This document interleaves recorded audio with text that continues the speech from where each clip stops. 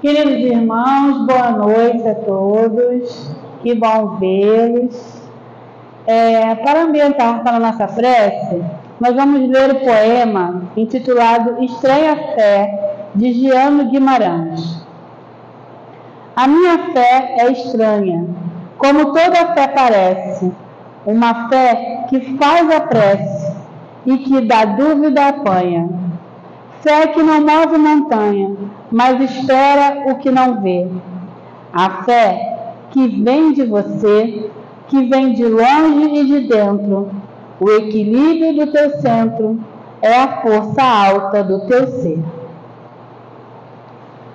Vamos fechar nossos olhos e elevar o pensamento ao Altíssimo, agradecendo a Deus por essa oportunidade maravilhosa de estarmos juntos unidos em todos os nossos corações na noite de hoje, para aprendermos um pouco mais sobre a nossa fé. Agradecemos, Jesus, a oportunidade que nos dá, agradecemos esse consolo que nos é derramado na noite de hoje, e que possa envolver a palavra do nosso irmão que dará o estudo. Assim também, estamos gratos, Senhor, por nunca desistir de nós e deixarmos sempre os nossos corações atentos à Tua palavra. Que assim seja, graças a Ti, Senhor. Agora eu chamo a nossa irmã Carla para ela divulgar a obra espírita. Paz e alegria, meus irmãos. Hoje nós vamos divulgar esse livro maravilhoso, Paulo e Estevão. Essa obra maravilhosa, ela é de Francisco Cândido Xavier, que é o que psicografou, pelo Espírito de Emmanuel. Esse livro foi psicografado em 1941 e até hoje ele é um dos livros mais vendidos que nós temos dentro desse universo da doutrina espírita. Esse livro é considerado um romance e ele conta a história, uma história de amor, mas é de amor fraternal, de amor de irmãos, de amor a Cristo. Esse livro, ele vai falando sobre, no início dele, na primeira parte, ele é dividido em duas partes. A primeira parte dele traz fatos que nós ainda não conhecemos de alguns personagens bíblicos, alguns apóstolos de Jesus.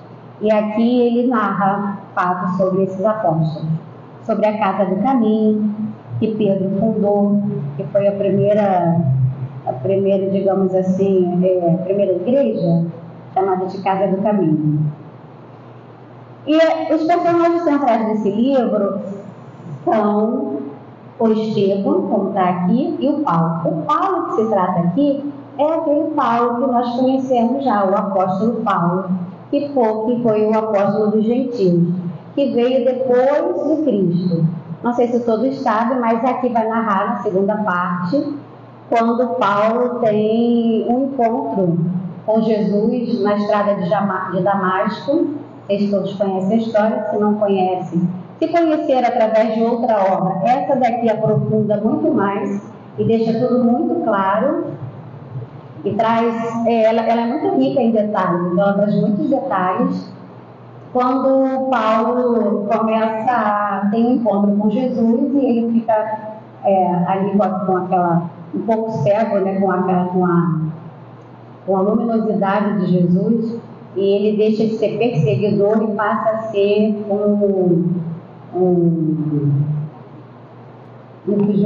e passa a seguir Jesus, um seguidor de Jesus.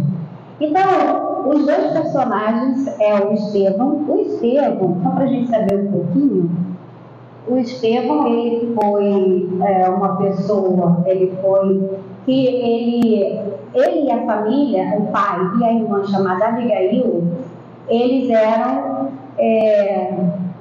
cristãos, eles eram muito tementes a Deus, e Estevão era um grande seguidor de Jesus, se tornou um grande seguidor de Jesus. Porque essa história ela acontece no ano de 34 depois de Cristo. Um ano após a morte de Cristo, começa a ser narrada essa história e ela vai até 64 depois de Cristo, que é mais ou menos o ano que se tem datado aí da morte do apóstolo Paulo. Então a gente tem Estevão, que é um grande seguidor de Jesus, um grande cristão. E nós temos aí o Paulo, que antes de ser Paulo, de se transformar em Paulo, de ter esse encontro com Jesus na estrada de Damasco, ele era Saulo, que era um doutor da lei. Um doutor da lei, uma pessoa bem enérgica. Ele era bonito, ele era imponente, ele era popular, ele era muito inteligente, ele era muito querido no ambiente que ele vivia. E ele também era muito apaixonado por uma mulher chamada Abigail, que era a irmã de Saulo. E aí começa a narrar toda a história.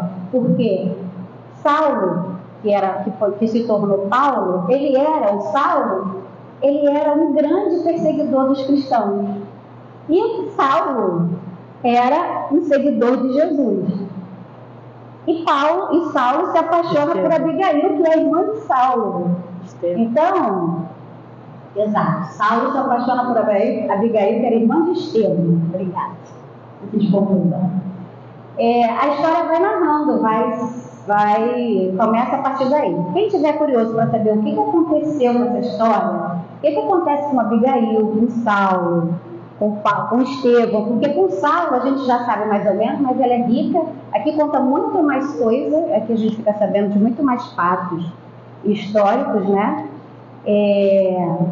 Mas o que acontece com Saulo? O que acontece com Abigail? Como é que o Paulo se apaixona justamente por uma seguidora do Cristo, e ele tão perseguidor, se apaixona pela seguidora do Cristo? Isso tudo é narrado aqui nesse livro. Nós temos esse livro aqui na casa, para quem quiser, na biblioteca. É uma história linda, vale muito a pena. Quem lê fica muito emocionado e depois quer ler de novo. Nós agradecemos a nossa irmã Carla por trazer essa obra. Agora vai ficar todo mundo curioso, querendo saber o que aconteceu, né? Nesse triângulo aí entre Estevão, Paulo e Abigail. Tem que ler agora o livro, gente. Agora nós vamos ao momento do nosso estudo. Aí nós vamos convidar nosso irmão Carlos Rodrigues. Ele é do Centro Espírita Ernesto Fagundes Varela, que fica lá na rua Carmélia Duarte 14, em Sepitiba. E nós estamos encerrando o segundo mês do projeto educativo doutrinário, A Fé Ativa Construindo uma Nova Era, ano 1. E hoje o tema será A Fé que Trago em Mim. Então vamos vibrar aí com o nosso irmão, expositor da noite. Boa noite a todos, que a paz de Jesus, o nosso mestre, guia e modelo, assim como nos afirmam os Espíritos, em livro dos Espíritos, possam nessa noite trazer para todos nós uma reflexão que possa, através dos ensinos dos Espíritos, através da didática utilizada por Allan Kardec, facilitando o entendimento do Evangelho e o ensino dos Espíritos, que possamos, então, aproveitar toda essa reflexão em torno dessa virtude chamada fé, que todos nós, muitas vezes, a utilizamos no nosso dia a dia.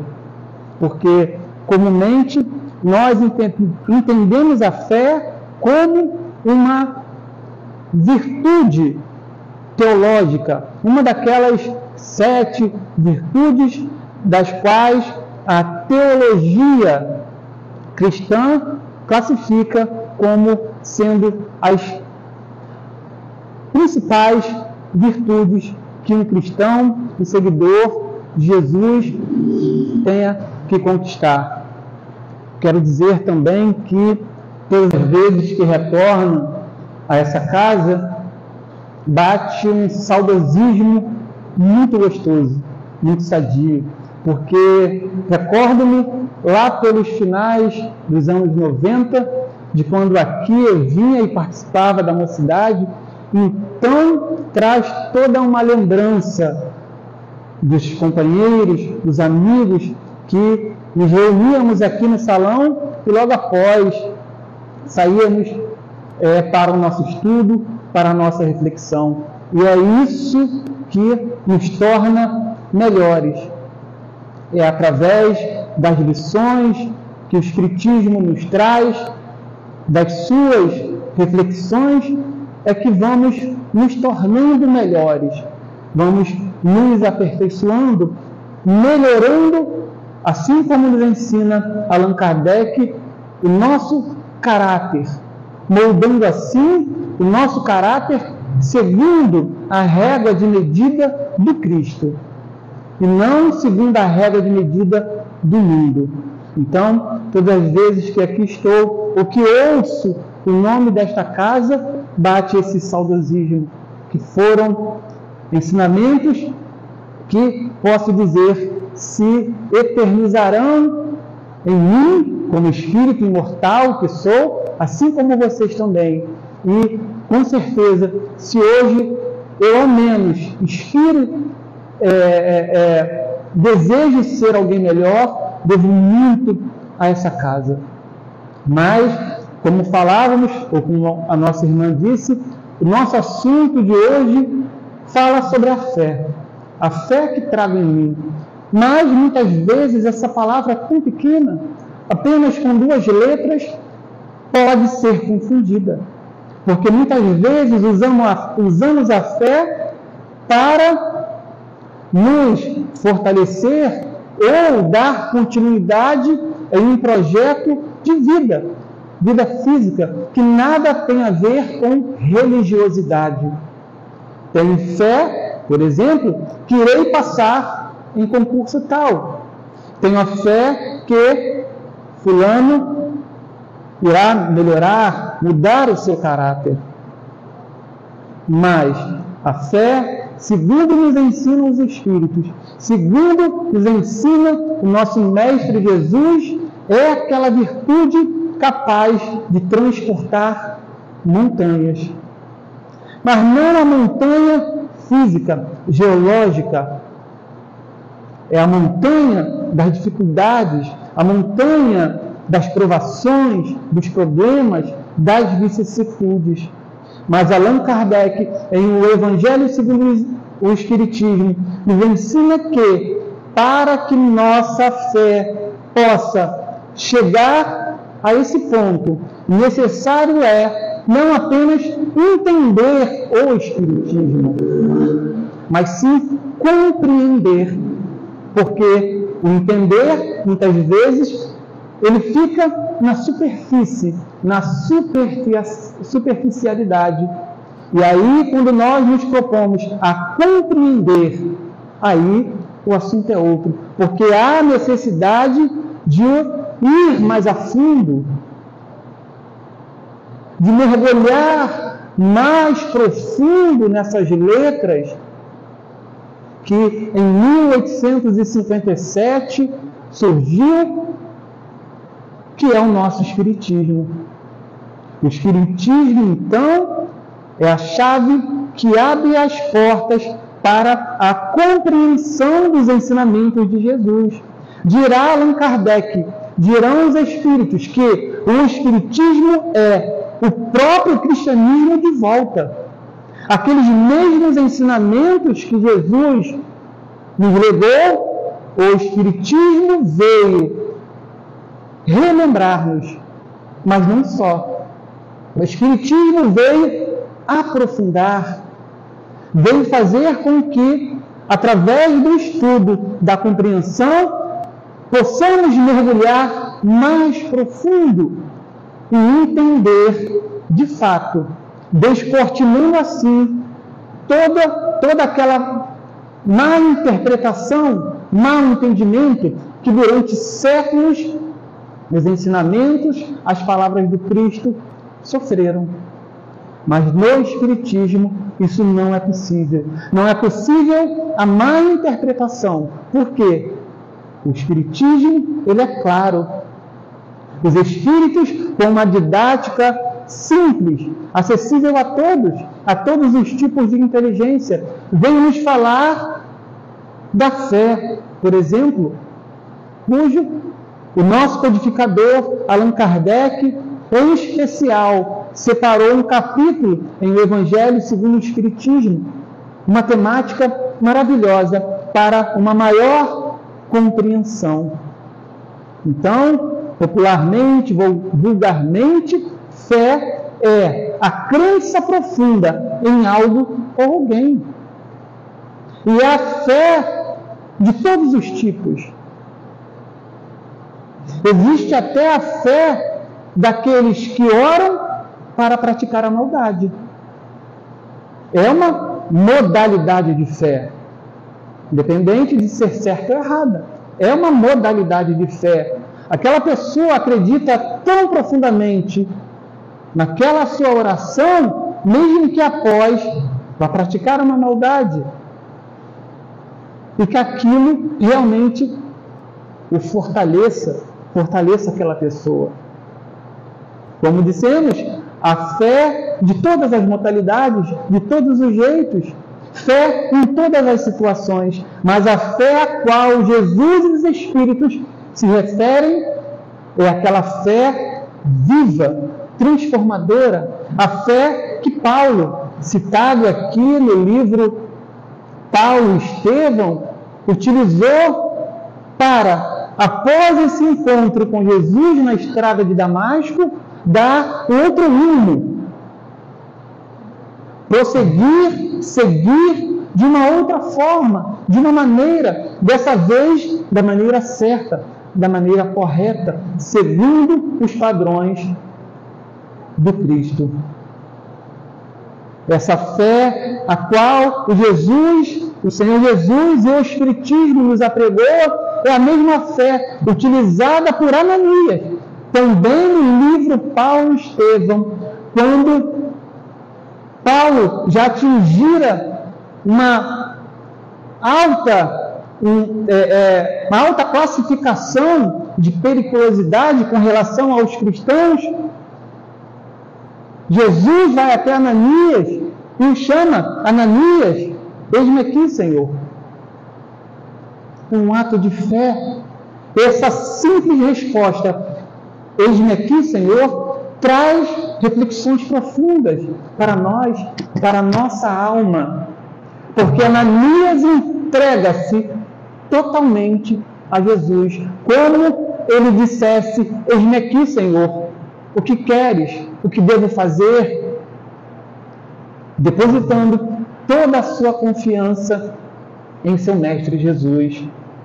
A mesma fé da qual nós estamos falando aqui é aquela fé que ainda o mesmo Ananias utilizou para ir até ao encontro de Paulo. Ananias, vá até a rua chamada direita e lá encontrarás Paulo. Mas, Senhor, a sua fama é grande como perseguidor dos cristãos. Ananias, este é um vaso escolhido. E Ananias foi, movido certamente por essa fé. A fé que nos faz, que nos enche de coragem, nos faz perder o medo, mas também não uma fé cega, não uma fé que simplesmente obedece, não uma fé que simplesmente recebe um chamado e de qualquer maneira vai cumprir aquela missão. A fé que Ananias, que Paulo, que Estevão, que Abigail, que todos esses personagens da qual a nossa irmã relatou aqui, eram movidos por uma fé raciocinada, que séculos à frente, Allan Kardec trará para nós explicações mais aprofundadas. Mas a fé raciocinada também, muito antes de Jesus, ela já era falada, refletida pelos pais da igreja. Santo Agostinho, por exemplo, um dos pais da igreja, criando a escola filosófica patrística, acreditava, porém, que a fé era superior à razão, tudo era movido pela fé, mas acreditava que a razão poderia compreender o estado de fé. Isso nos primeiros séculos da era cristã. A partir do século IX, conhecemos São Tomás de Aquino, que também fundou uma escola filosófica chamada escolástica. Esse sim tinha o entendimento de que razão e fé poderiam andar juntas. Razão e fé poderiam sim andar juntas. A fé poderia auxiliar no conhecimento, no raciocínio, tanto quanto o raciocínio, e aí entendemos raciocínio como a razão, poderia também compreender ou nos auxiliar, ajudar a compreender a fé. Aí sim, séculos XV, séculos mais ou menos à frente, vem o Espiritismo. Vem o Espiritismo trazendo por completo todas aquelas formulações, reflexões filosóficas, teológicas, das quais Aristóteles, Sócrates, Platão, os primeiros pais da Igreja, já refletiam sobre a fé. O que a fé poderia causar no ser humano, o que esse sentimento, o que essa força era capaz de mover no ser humano, na coletividade como um todo, e com maestria, como já disse, com muita simplicidade, mas ao mesmo tempo com uma complexidade acessível a todos. Allan Kardec, dirigido pelos espíritos superiores, nos fará entender o que de fato é a fé raciocinada, colocando essa virtude teológica no seu verdadeiro patamar, no seu verdadeiro degrau. Mas dessa vez, mesmo os primeiros filósofos, os primeiros pais da Igreja, já cogitando da união, do auxílio da fé e da razão,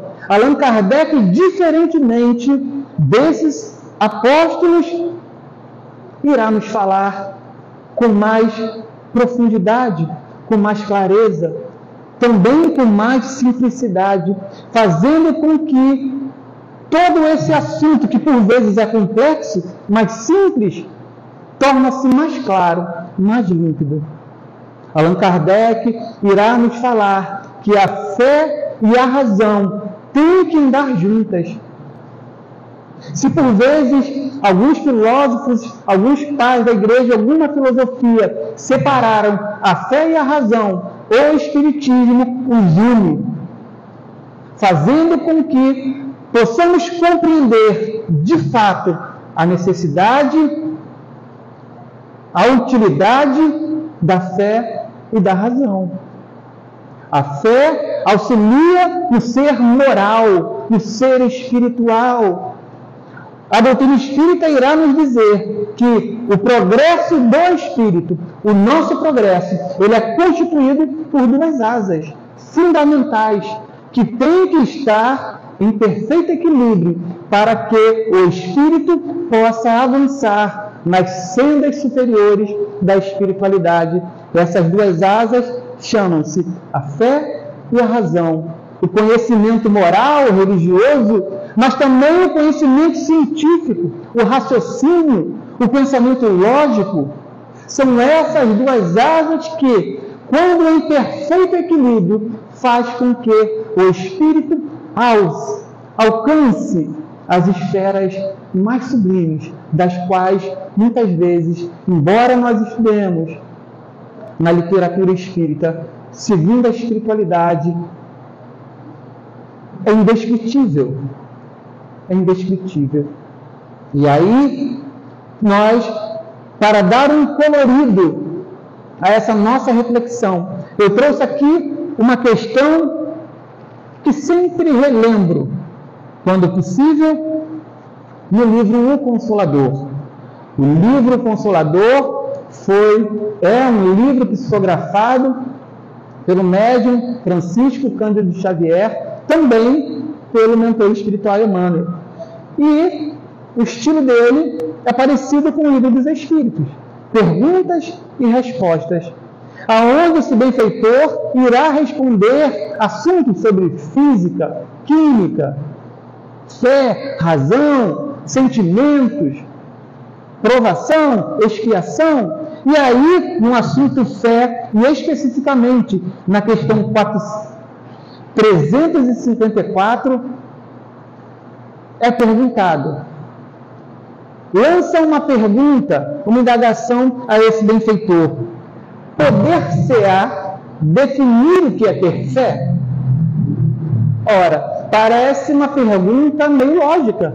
Todos nós sabemos o que é ter fé. Mas, o que irei dizer cabe perfeitamente aqui. Eu lembro que Herculano Pires, espírita, divulgador internacional, muito conhecido do movimento espírita, ele disse certa vez, em um Livro dos Espíritos, nós não sabemos o que é melhor, se são as perguntas formuladas por Allan Kardec ou se são as respostas dadas pelos Espíritos. Essa fala cabe perfeitamente aqui. Porque se em primeiro plano a pergunta parece óbvia, porque todos nós conhecemos o que é ter fé, ou podemos de alguma forma, ao nosso modo, à nossa maneira, definir o que é ter fé, mas ele quer saber aqui desse benfeitor espiritual, que com certeza traz na sua essência experiências evolutivas maiores. E esse benfeitor, ele tem uma capacidade de transformar assuntos complexos em fáceis de serem entendidos, com a sua didática, com o seu conhecimento, com o seu carinho, com o seu amor. Ele ensina de forma fácil, legível, uma leitura fluida, acessível a todos. Aí ele responde: ter fé é guardar no coração a luminosa certeza em Deus. Ter fé é guardar no coração a luminosa certeza em Deus. Certeza que ultrapassa o âmbito da crença religiosa. Então, olha, ter fé ultrapassa o âmbito da crença religiosa. Vai mais além. Vai mais além do que simplesmente a crença em uma religião. De modo que eu posso ser ateu e minha fé ser maior do que um cristão. Porque ela ultrapassa o âmbito da religiosidade. E é muitas vezes um sentimento, seja o que for, uma virtude, que muitas vezes nem nós compreendemos. Nem nós compreendemos. Como, por exemplo, se diz que Thomas Edison fez 1000 experimentações para criar a lâmpada incandescente. 1000. Na 1001 ele conseguiu. Na 1001 ele conseguiu. Isso é ter fé. Após o êxito das suas pesquisas, dos seus experimentos, ele não lamentou as 1000 tentativas que deram errada. Ele simplesmente disse: agora eu sei 1000 maneiras de como não fazer uma lâmpada. É genial. Isso é ter fé. Que passa do âmbito da crença religiosa, porque é uma força que vem de dentro, que muitas vezes nem nós, que a utilizamos, que a experimentamos, sabemos definir.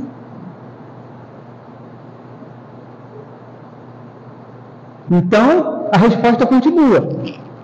Que ultrapassa o âmbito da crença religiosa, fazendo o coração repousar numa energia constante de realização divina da personalidade, fazendo o coração repousar numa energia constante, não para nunca.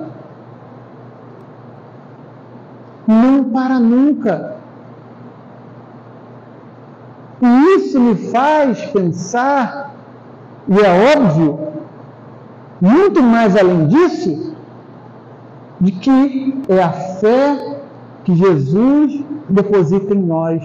Ela é incessante, ela não cessa nunca.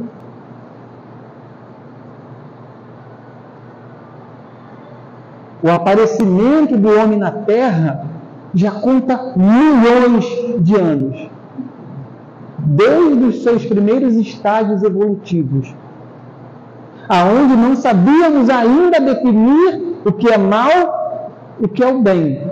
Agíamos por instinto de sobrevivência, de fome, agíamos por instinto. Hoje, não mais por instinto.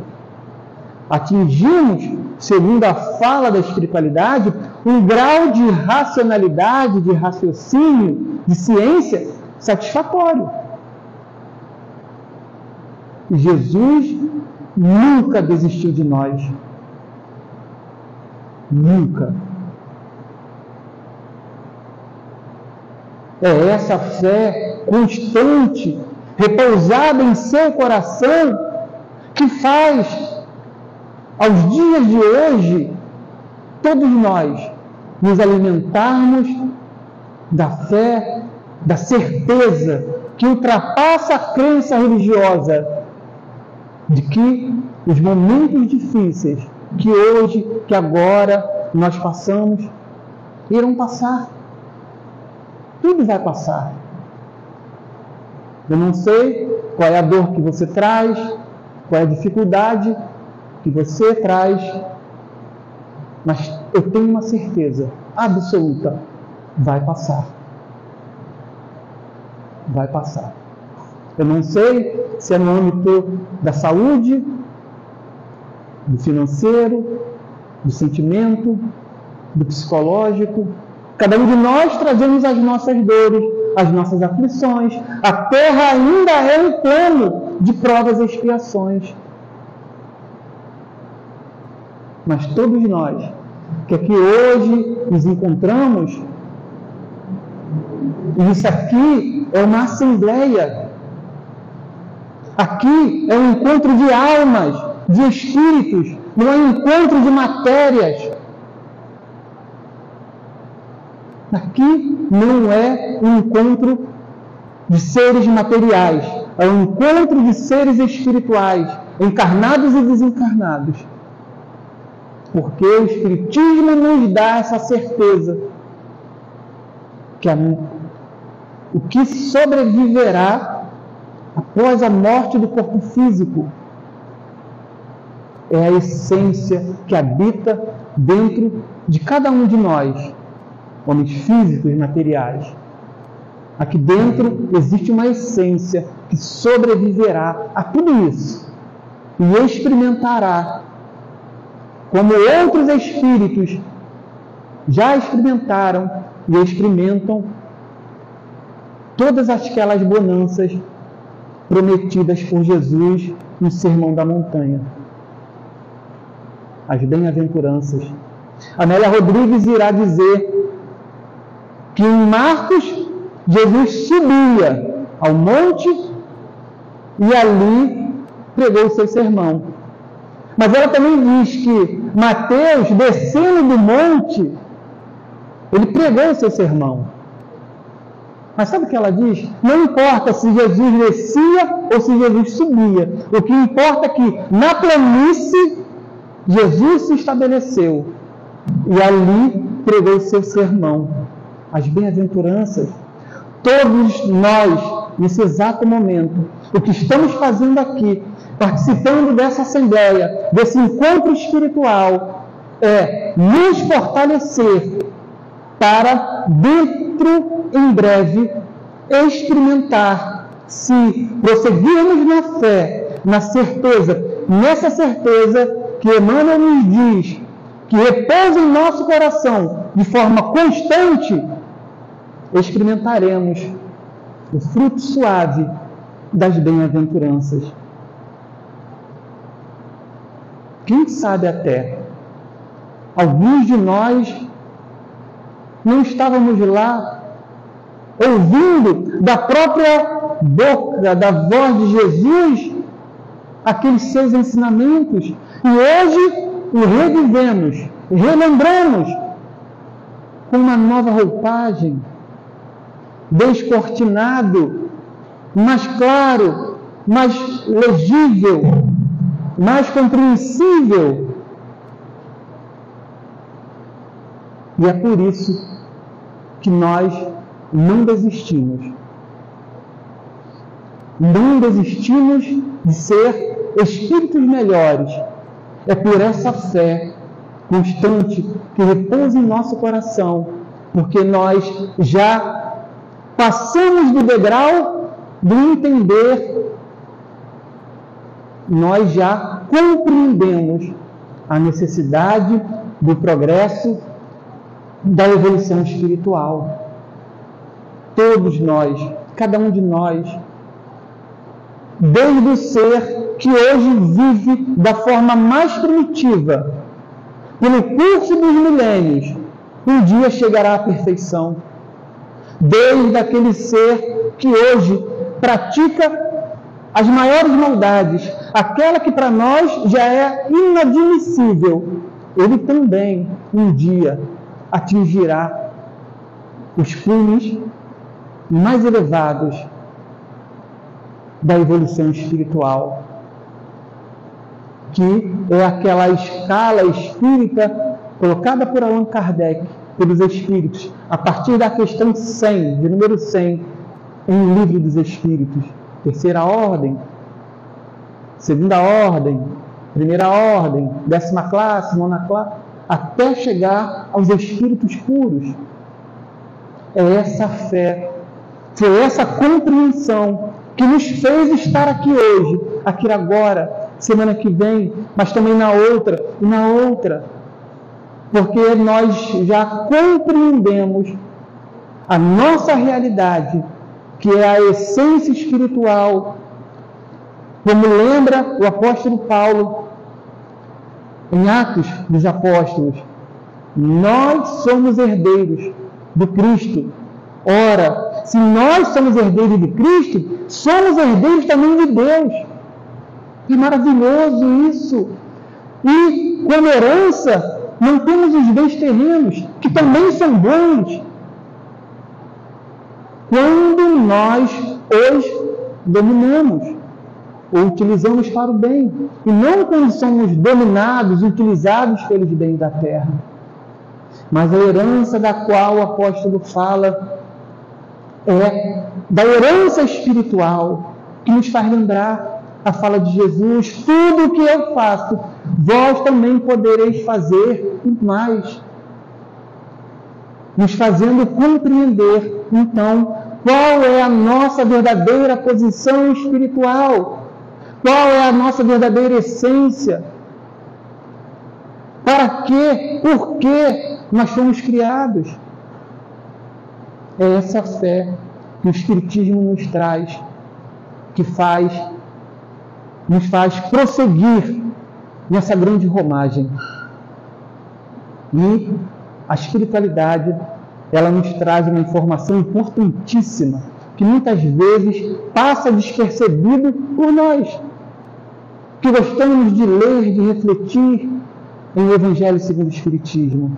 Lá no seu prefácio, o Espírito Verdade irá nos dizer que são chegados os tempos em que todas as coisas terão que ser restabelecidas no seu verdadeiro lugar. Todas as coisas terão que ser restabelecidas no seu verdadeiro lugar. Então, meus irmãos, minhas irmãs, esse momento que hoje aqui vivemos, ele é crucial para todos nós. Como eu disse, eu não sei o que cada um de vocês passam nesse momento. Qual provação, qual expiação, se é uma necessidade financeira, fisiológica, sentimental, psicológica, sentimental, não sei. Mas eles sabem. Eles sabem. Eles sabem do empreendimento que cada um faz por se melhorar. Esses ensinamentos não é para o outro. De hoje, agora, né? Ah, mas fulano tinha que estar aqui. Não, é para nós, é para mim. Esse ensinamento é para mim. É para a minha evolução, para o meu aprendizado. Mesmo que ao sair, eu não consiga colocá-lo na íntegra em prática. Mas ele ficou registrado em nossa alma. E vai nos permitir uma constante reflexão. Uma constante reflexão nos momentos difíceis, nos momentos de dor. A fé que transporta montanhas, que faz com que obstáculos se transponham, se modifiquem. E que nós não desistamos de continuar nessa jornada evolutiva, que sim, é lógico, por vezes é muito difícil. Espírito algum, benfeitor espiritual algum, nos disse um dia que seria fácil. Não é fácil estar reencarnado nesse momento, com tantos chamamentos por toda parte, com tantas facilidades que representam a porta larga, constantemente nos chamando a atenção.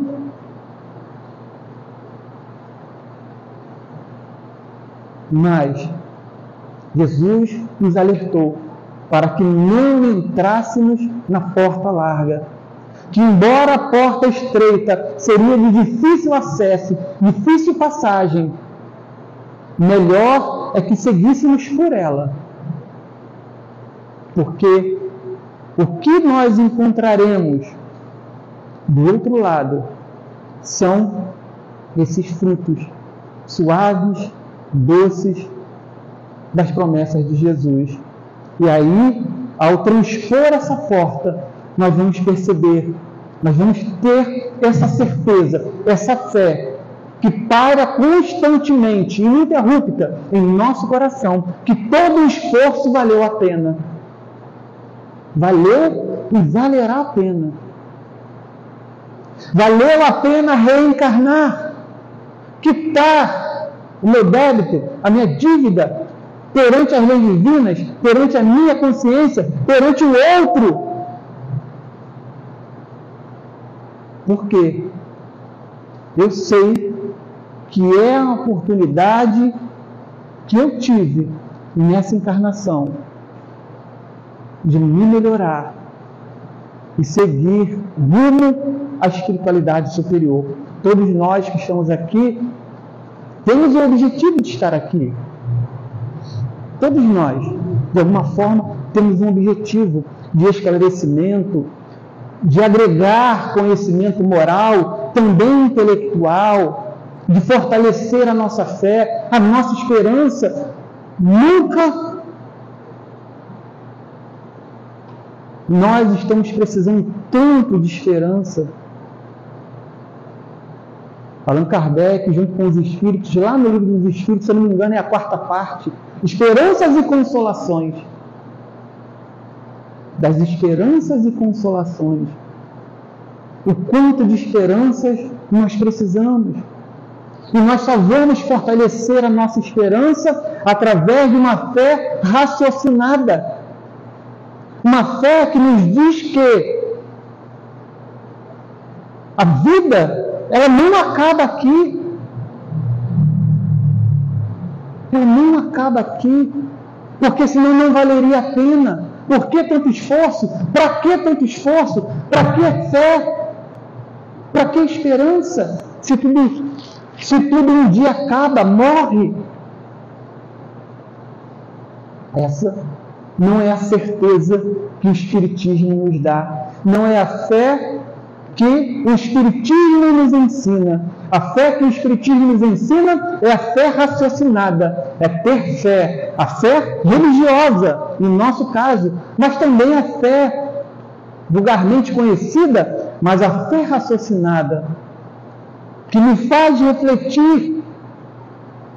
Quando Allan Kardec, no capítulo 5, Bem-aventurados os aflitos, vai falar das causas anteriores das aflições, causas atuais das aflições, motivos de resignação, por quê, para que eu tenho que me resignar?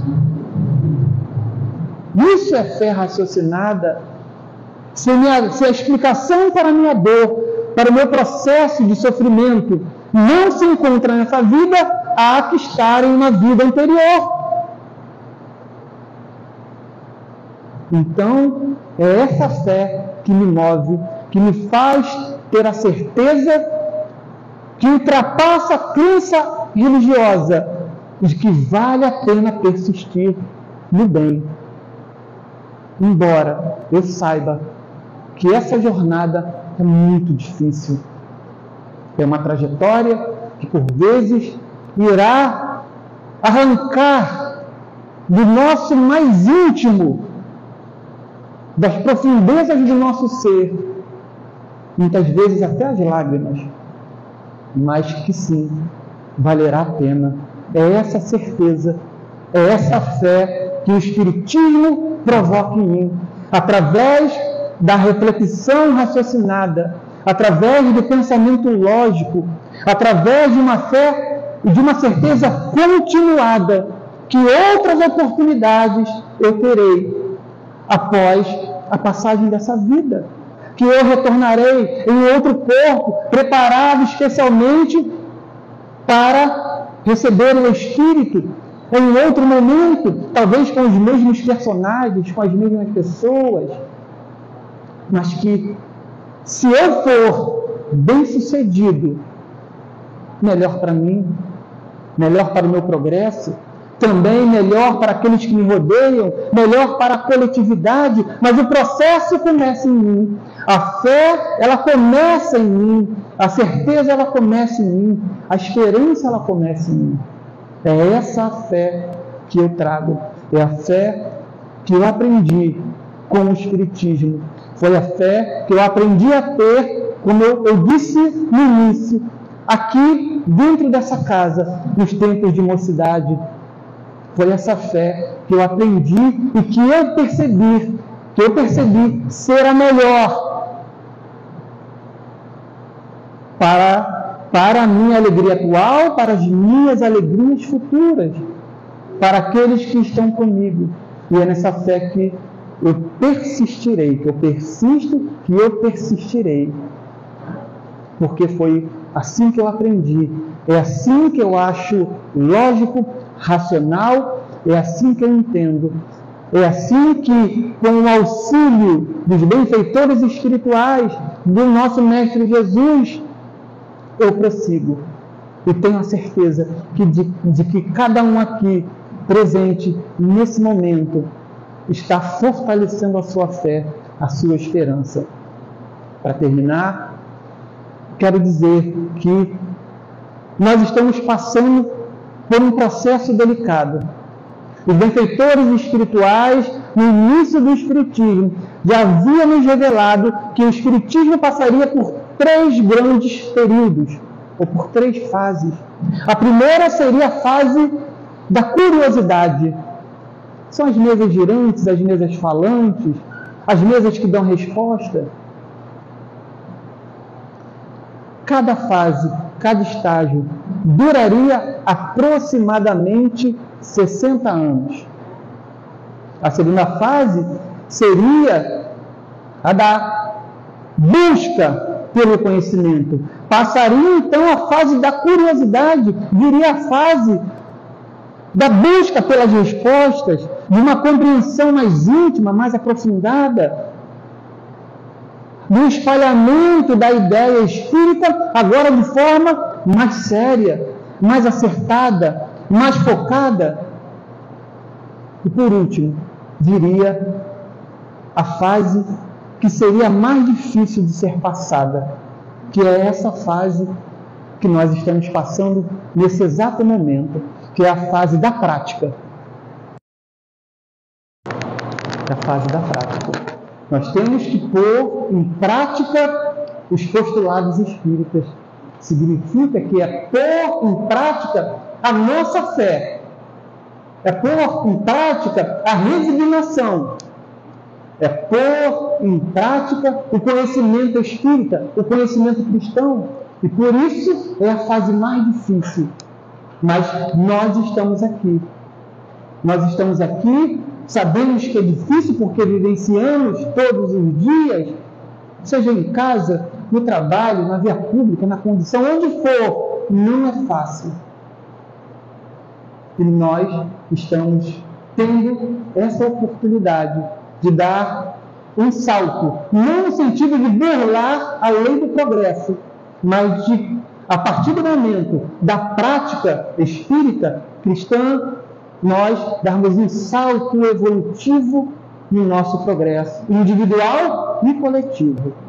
Eu desejo a cada um de vocês que nenhuma perturbação possa nos parar, nos fazer desistir. A aparência gloriosa que o mal muitas vezes tem, gloriosa, vitoriosa, na verdade, ela é falsa. Ela é falsíssima. E tão breve, tão passageira quanto o tempo. E o que vai permanecer na fala dos Espíritos são aqueles que persistiram na fé, nas boas ações, na prática dos bons costumes. Muita paz em nossos corações, que cada um aqui, presente, encarnado, desencarnado, possa levar de volta para o seu lar e deixar um pouquinho de toda essa energia, de todos esses fluidos com aqueles que lá permaneceram, também encarnados e desencarnados. Muita paz a todos. Agradecemos ao nosso irmão Carlos, pelas palavras maravilhosas dessa noite. Vamos orar a Deus e agradecer a esta noite maravilhosa, onde podemos buscar a nossa fé, a fé que a gente traz conosco, e possa, Senhor, derramar em nossas almas tão sofridas esse bálsamo glorioso que é aqui deixado nessas palavras tão lindas passadas nesta noite. Querido Mestre Jesus, que deixou todo o seu legado, todo o seu exemplo de amor para todos nós, que faça encher os nossos corações e com esse coração cheio de amor a gente possa sair daqui, dessa noite, levando para todos aqueles necessitados que venham nos buscar. Obrigada, Deus, Pai glorioso, por esta oportunidade de vida aqui entre muitos tantos irmãos nossos. Que assim seja, graças a Ti, Senhor. Meus irmãos, muito boa noite. Um beijo no coração de cada um.